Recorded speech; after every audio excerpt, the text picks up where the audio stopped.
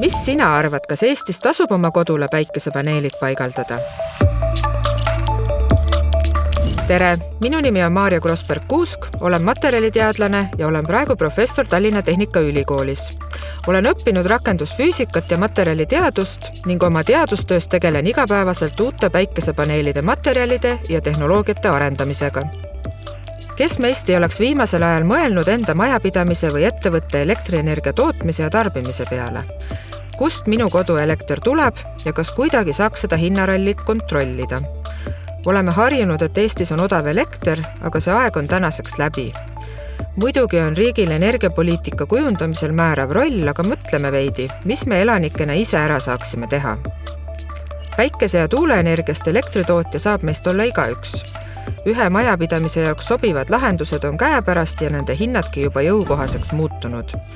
Päikeseelekter on maailmas juba praegu kõige odavam elekter, arvestades siinjuures ka päikesepaneelide tootmise, päikeseparkide rajamise ja hooldamise kulusid ning päikesepaneelide eluiga, mis on vähemalt 25 aastat.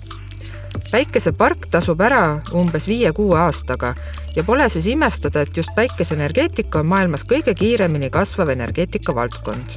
Päike ei paista meil aga kogu aeg ja seetõttu ei saagi kunagi kogu energia tootmist vaid päikeseenergeetikale rajada.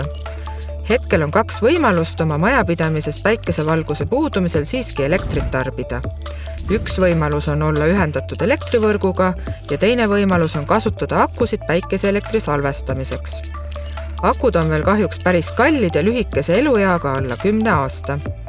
Kui aga ühendada oma päikeseelektrisüsteem võrku, tasub planeerida oma päikesepark vastavalt oma majapidamise elektrienergia tarbimisele, et võrku mitte üle koormata.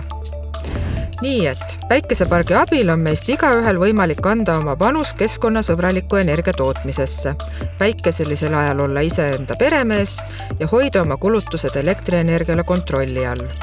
Liikudes niimoodi keskkonnasõbraliku ja jätkusuutliku elukeskkonna poole, tagame ka endale tervema elu. Päikeseelekter on igal juhul kasulik investeering. Kas sina tead, kust pärineb elektrienergia, mida sinu kodus kasutatakse? Kas see on keskkonnasõbralik?